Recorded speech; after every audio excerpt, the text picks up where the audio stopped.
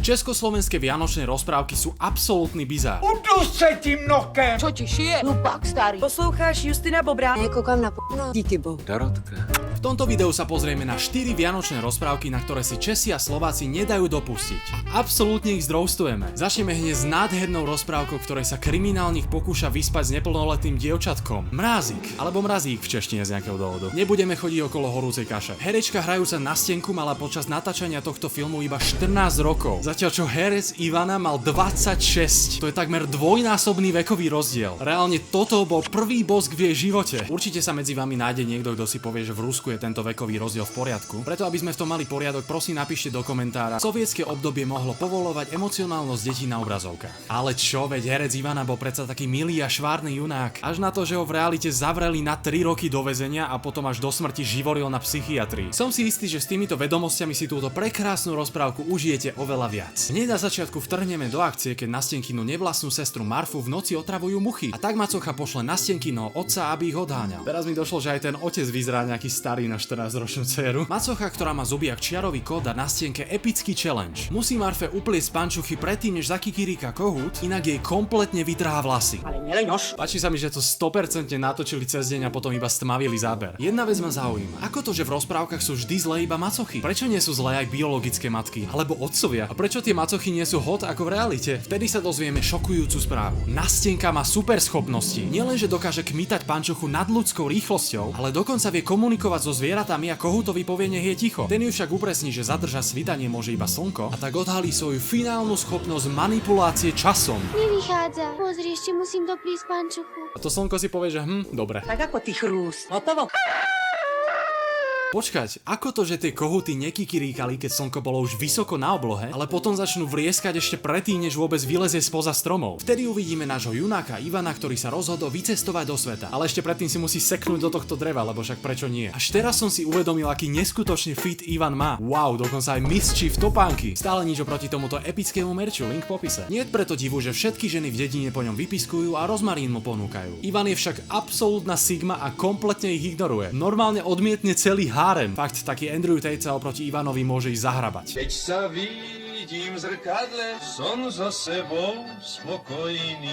A ešte je aj mentálne vyrovnaný a sebavedomý, to je normálne sen každej ženy. Uvedomuje si to aj ona, preto sa rozhodne pohľadať si nevestu. Vtedy ešte nevie, čo za hrôzu ho čaká. V lese sa totiž skrývajú zbojníci, ktorí si trhajú kvetinky jak princezna Fiona v Šrekovi. Zrazu však začujú svoju ďalšiu obeť. Ako je možné, že Ivan vypiskuje, ale vôbec pritom nemá našpolené pery? Kapitán zbojníkov, čo vyzerá jak sovietský Gandalf, sa však skoristi dlho neraduje, pretože im Ivan všetky budzogáne povyhádzuje do stratosféry. Padnú, keď bude treba. Kedy?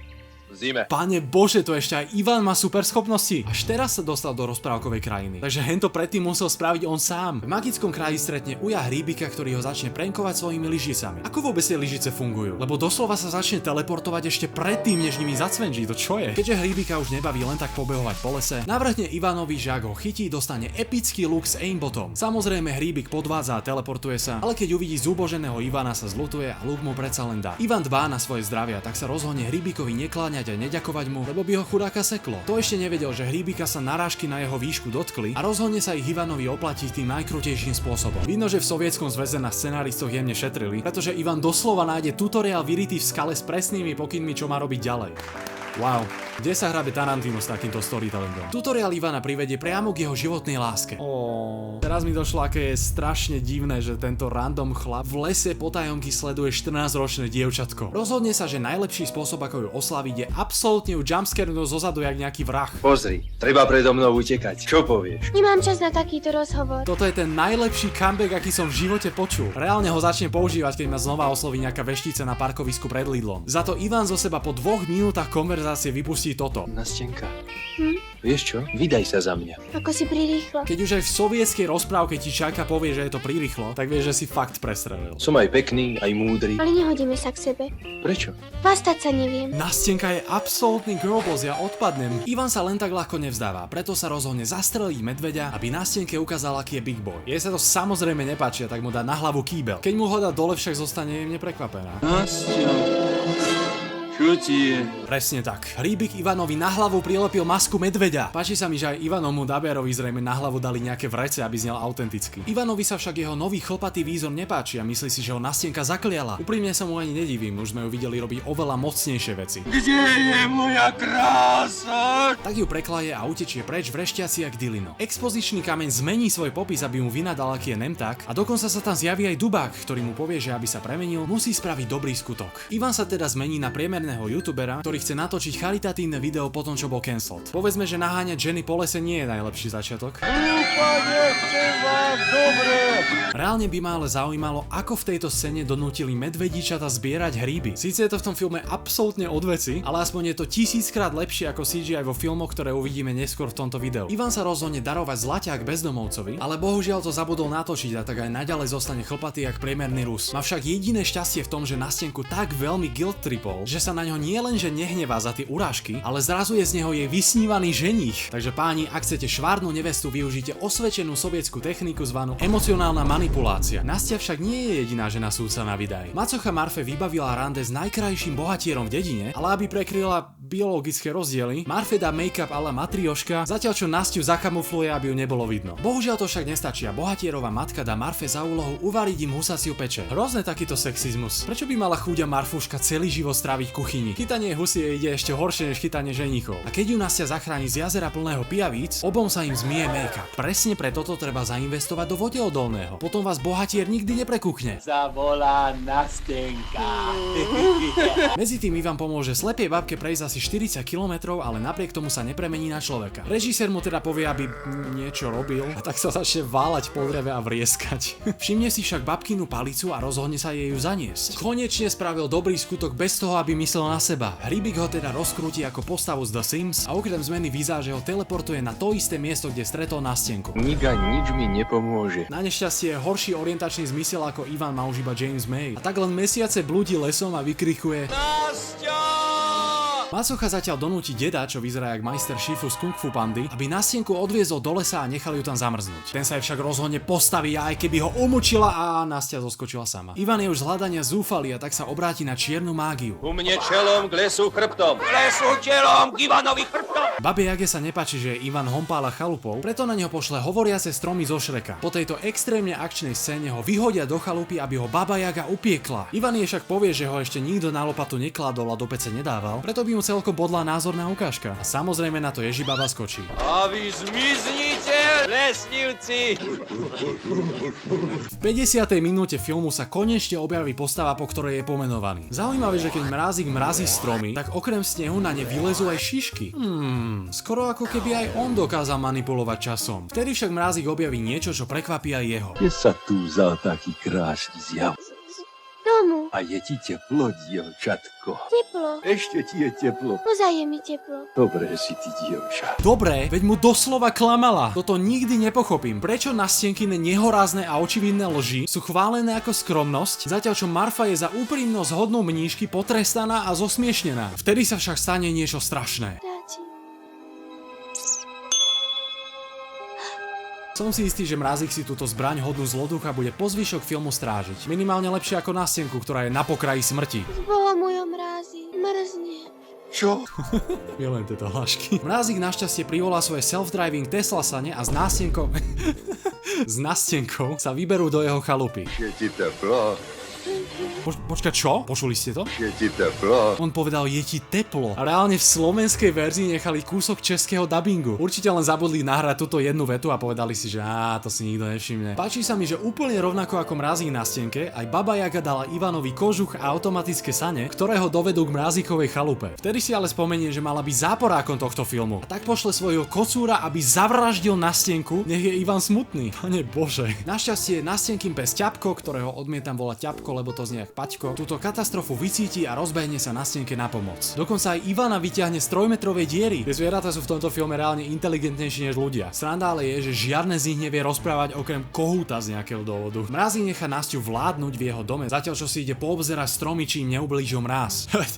Ty si doslova stelesnenie mrazu. To ty im ubližuješ. Mrázik je, ako sa ukáže, ešte hlúpejší, pretože si samozrejme nechal svoje žezlo doma, ako inak. A samozrejme sa naň Nastia nabodne, keď sa hrá s mačičkou. Túto vetu už v živote nezopakujem. Dumbledore zvyšu sa rozplače, lebo už vie, že sa do konca života bude musieť starať o priesvitného ducha. Na nešťastie Ivan dorazil príliš neskoro a na stienku našiel mŕtvu. Zavraždil teda mrázika a vyspal sa s babou Jagou.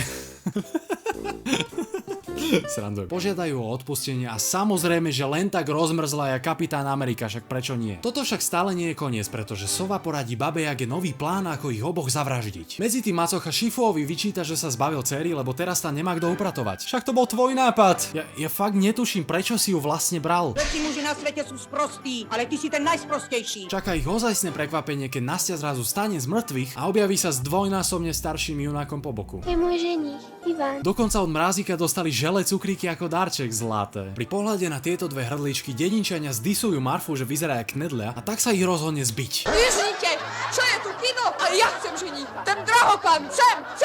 Macocha však dostane lepší nápad. Dedo ju zavezie na to isté miesto do lesa, aby je tam mrazík našiel junáka. Keď ju ale uvidí, ako tam žere a Džombe, ostane celkom zrozený. Je ti teplo, dievčatko? A čo ti šije? Hlupak starý. Ženicha potrebujem. Zožeň mi do jakého a k nemu aj veno, ale riadne. Rozumel si?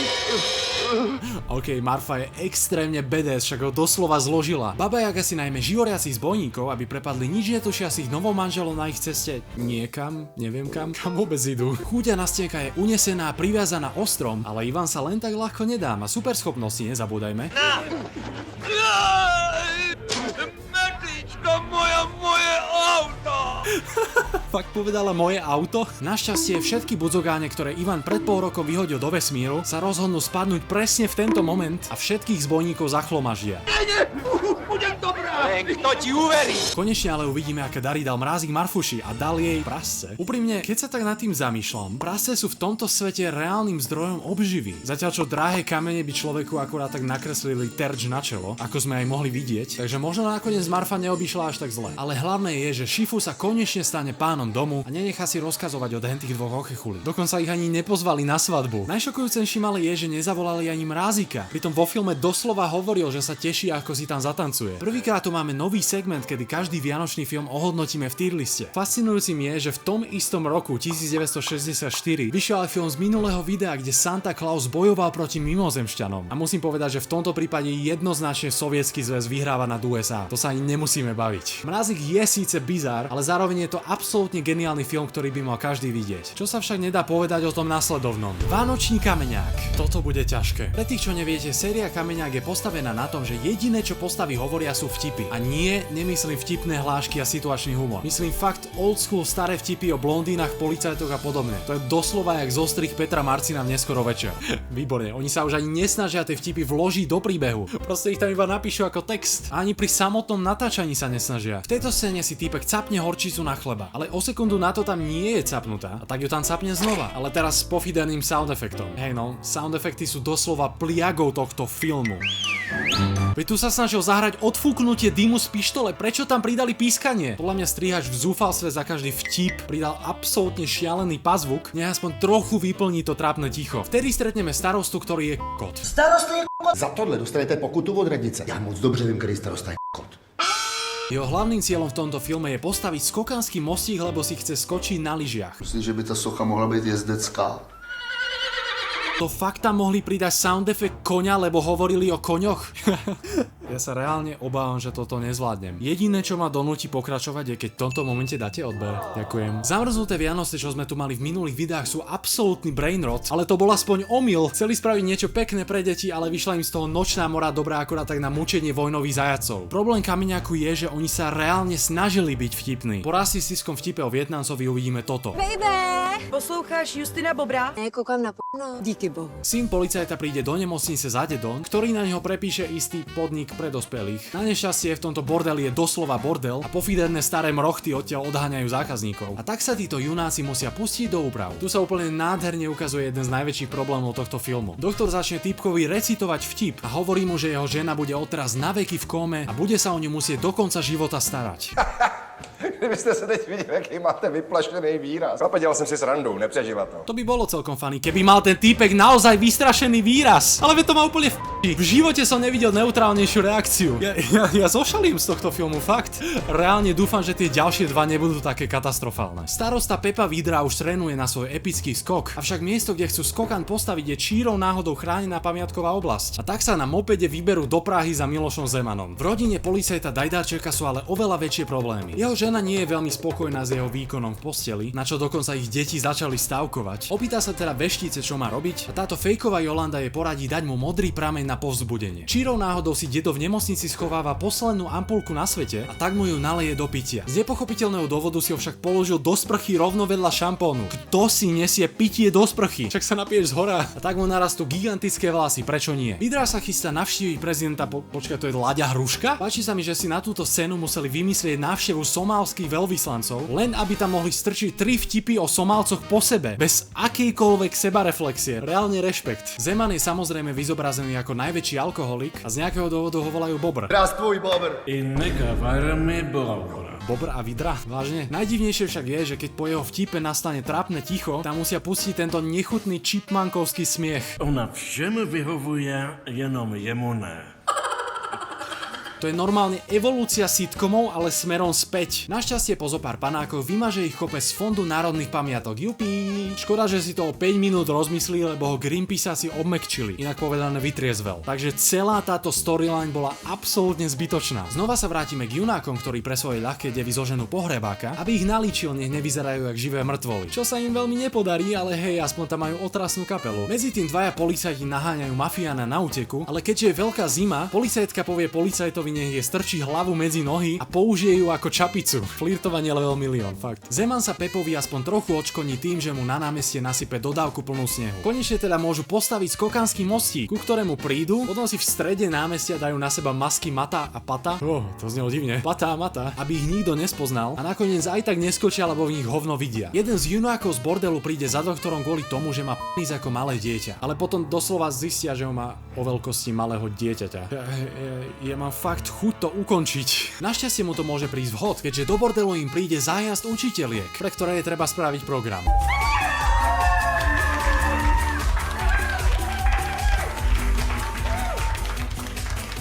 Toto bolo najhorších 20 sekúnd v mojom živote. Bude to však len horšie, pretože moderátor vyhlási súťaž s názvom Polípte im prdel, kde budú musieť učiteľky boskávať holé zadky týpkov a jedna náhodná žena odíde domov s tým, ktorý bude mať na riti najviac rúžu. A samozrejme, Vincenta si vylosuje jeho vlastná matka. Len tak sa jej vymkne z pazúrov a už si ho hneď čapne druhá. Hrôza. Konečne tu máme štedrý večer. Policajt sa rozhodne kompletne si rozstrieľať stenu, aby mohol povedať, že nebudú žiadne darčeky, lebo sa Ježiško práve zabil. Potom ale povie tu najviac unhinged vetu v celom filme. Tatínek neumí kapry zabíjet. Kapra jen tak nezastřelíš, protože to není člověk.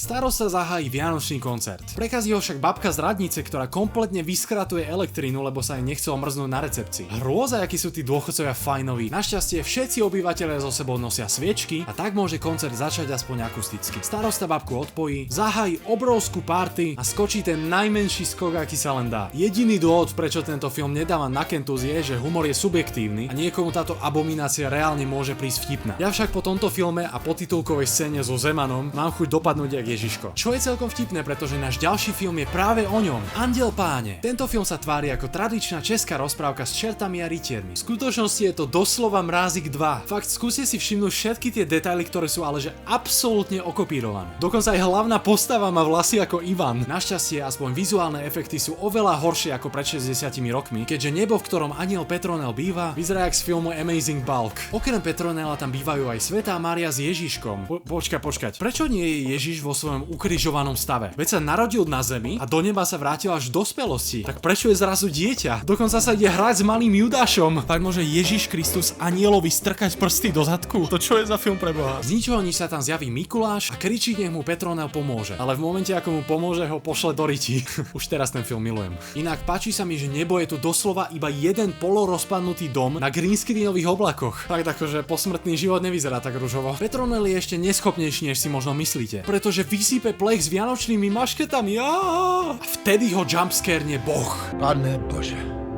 Prečo Boh hovorí Pane Bože? To pre neho absolútne nedáva zmysel. Konečne uvidíme nášho ľudského hrdinu, ktorý je spitý pod obraz Boží. Počkajte, on je fakt spitý. Ja som to myslel ako vtip, že je len unavený. Ako sa ukáže, tento opilec je gróf, ktorý panuje celému hradu. A nie, nebudem ho volať hrabie. Absolútne nechápe, prečo v Česku voláte tak vysoko postaveného aristokrata rovnako ako hrábie. V jeho hrade býva aj slúžka Nastenka, teda Dorotka, Francka, ktorá len kradne, všetkých disuje a je posadnutá výdajom za bohatého ženícha, skoro ako macocha. A na záver pán správca, ktorý je sexuálny násilník. Ďalším zlodejom je Petronel, ktorý napokyn Boha ukradne prácu svätému Petrovi, ktorý si len odskočil uloviť pár vianočných kaprov. Spolu s čertom majú za úlohu strážiť nebeskú bránu a pri každej mŕtvole rozhodnú, či pôjde do neba alebo do pekla. A tak pošle kompletne všetkých do pekla. Dokonca aj mníšku, však prečo nie? Bohu sa samozrejme nepáči, že Petronel posiela svedcov na nekonečné utrpenie a neopísateľné muky. Aj to, že si s čertom hrajú karty zatiaľ, čo sa im pred dverami kopia z dochliny, veľmi nepomáha. A tak dá Petronelovi 24 hodín na to, aby z nejakého hriešníka spravil dobrého človeka. Inak pošle do pekla jeho. Takže dostane trest a vykúpiť sa môže iba nesebeckým dobrým skutkom. Kde som to len videl? A keďže vie, aký je neschopný, radšej s ním pošle aj čerta. Počkaj, prečo má Boh meč? Čert mu dá magickú tašku, ktorá každému smrteľníkovi splní akékoľvek želanie a ešte mu je daruje rukavice, nemu nie je zima. Začínam mať pocit, že satanizmus je reálne tá správna cesta. Veď ten čert je dobrosrdečnejší než všetci obyvatelia neba, ktorých sme doteraz videli. Po veľmi divnej scéne, kedy si gróf do izby zavolá 6 psov, Dorotke spadne rebrík a musí ju zachrániť. Namiesto toho si z nej robí srandu, čo znamená, že je ideálnym kandidátom na anielsku prevýchovu. Petronel sa teda vláme do hradu, čo nedopadne najlepšie. Padni na kolena. Boží pošel, pošlí Bozel, anděl páně! Našťastie ho Dorota prepašuje tajnými dverami v hradbách, čo je celkom nepraktické miesto, ak berieme do úvahy obradných schopnosť hradu. A hlavne nechápem, na čo ho trepe dnu, veď mu proste mohla to jedlo doniesť von. Navyše aj tak po 5 minútach utečie von oknom. Zistíme, že okrem alkoholizmu je mladý gróf aj celkom creepy. Jak se jmenuješ? Dorotka. Dorotka. Petronel sa rozhodne všetkým splní želania a pobráca naspäť do neba. Zlodejke Franske naplní vkladnú skrinku peniazmi, z grófa, ktorý rád rozhadzuje peniaze, spraví žobráka a správcu donúti zamilovať sa do Doroty.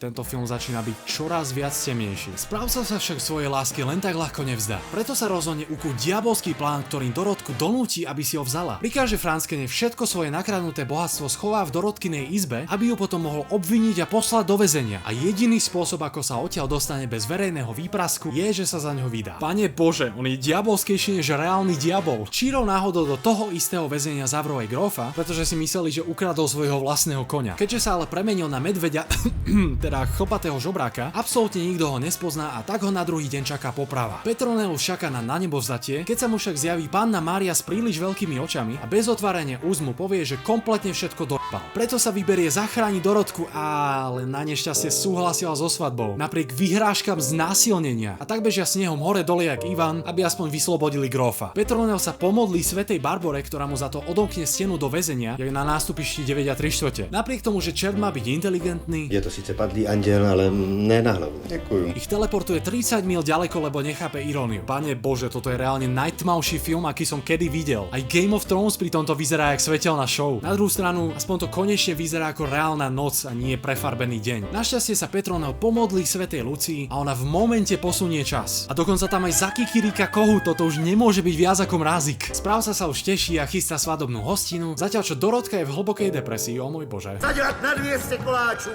50 dortů, Josef! Dvaja blázni narazia na rieku, ale po nej vraj dokáže prejsť iba Ježiš, lebo on je elita. A tak sa pomodlia k Pankrácovi, Servácovi a Bonifácovi, nech ju kompletne celú zamrazia. Neviem jak vy, ale toto mi pripadá o dosť elitnejšie, než po tej vode iba chodiť. Ale však dobre. Samozrejme, keď skysnutý ožran beží vzdialenosť väčšiu ako maratón, dalo sa čakať, že ho o chvíľu vypne niekde ostrom. Preto sa Petronel opäť pomodlí, tentoraz k svätému Martinovi, ktorý im spálne svojho bieleho koňa. Tak keby len donútili toho čerta opraviť svoju chybu, by to bolo 1000-krát jednoduchšie. Svadba sa už začína, Dylanovia sú stále ďaleko. No zase tak veľmi dramaticky to nevyzerá. Správca sa naozaj ponáhla a tak donúti kňaza, aby ich oddal jednou jedinou vetou. Aj keby vôbec nemal tušiť, že sa tú svadbu chystá prekaziť žobrák s anielom, je to naozaj veľmi tesné. Gróf už je skoro tam a nestihol to. Toto je doslova ekvivalent toho, ako keď Thanos lúskol prštekmi a porazil všetkých Avengerov. Ale páči sa mi, že to reálne ukončili takto zle. Počkať. Celý čas bol ten kňazom čert, takže svadba je neplatná. Rýchlo teda uchmatnú napadnú Dorotu a začnú utekať preč. To musí vyzerať strašne vtipne z perspektívy tých hostí. Proste si na svadbe, zrazu zistíš, že kňaz je stelesnený satan a nevestu unesú dvaja bezdomovci. Kam mě to vedete? Do kostela, nepoznal kostel. OK, toto je fakt dobrý vtip, to musím uznať. Petronel Dorote navrhne, že ju rýchlo oddá za tohto žobráka, aby sa zbavila správcu. Ale ona samozrejme odmietne, lebo ho nespoznáva. A tak aniel znova podľahne čertovskej mágii, premení ho naspäť na grófa. Takže hoši, treba tie brady oholiť, tu máte jasný dôkaz. Po tomto divadle aniela s čertom teleportujú naspäť do neba a spoločne oslavia Ježišove narodeniny. To je tak strašne divná scéna, prečo mu traja králi doniesli tortu. Tento film určite nedosahuje legendárnosť Mrázika, ale nie je ani zďaleka taký zlý ako Kameňák. Skôr by som povedal, že je viac vtipný ako zlý. Teraz mi došlo, že 99% našich vianočných rozprávok nie je vianočných. Sú to iba rozprávky, čo pozeráme na Vianoce, lebo je v nich sneh. A inokedy už asi nikto rozprávky pozerať nechce. Posledný film v našom zozname je ale oveľa vianočnejší, ako sa na prvý pohľad zdá. Pelíšky. Pôvodne som chcel tento film satiricky skritizovať ako tie predošlé, ale reálne to nedokážem. Problémom je, že tento film je príliš dobrý. Napriek tomu, že nemám absolútne žiadnu nostalgiu na časy komunizmu, je tento príbeh viacerých generácií sláviacich Vianoce v roku 1967 jedným z najlepších filmov, aké som kedy videl. Od extrémne vtipných hlášok, ktoré polovicu času znejú tak prirodzene, až mi prišlo, že ani neboli naskriptované. To není náhoda, taky tá slavná polka Madame Curie Sklodovská sklo. Cez perfektne zachytenú atmosféru tohto obdobia až po komplexné charaktery a politické komentáre, ktoré tento film posúvajú na úplne iný level. A preto sú podľa môjho názoru Pelíšky ultimátnym československým vianočným filmom. Kdo se ptal na tvůj názor? Zatracený ženský, nešejte na mě. Promiň malička, promiň stařička. A komu tím prospějete, co? Maršal Malinovský. Hoří hovno. Udu se tím nokem. Co je to tady za hnusnou máničku? Dejte to pryč, že se z toho dělám dlo. Vylište si prdel. Já ti dal život. Rudým bolševickým nokem! Ak by vás zaujímali aj oveľa horšie filmy, v tomto videu zistíte, čo sa stane, keď sa kraby predávkujú kokaínom a ovládnu zem. Ak ste to ešte nevideli, stačí kliknúť sem. Ponaučenie na záver. Nedotýkajte sa mrázikovho žezla.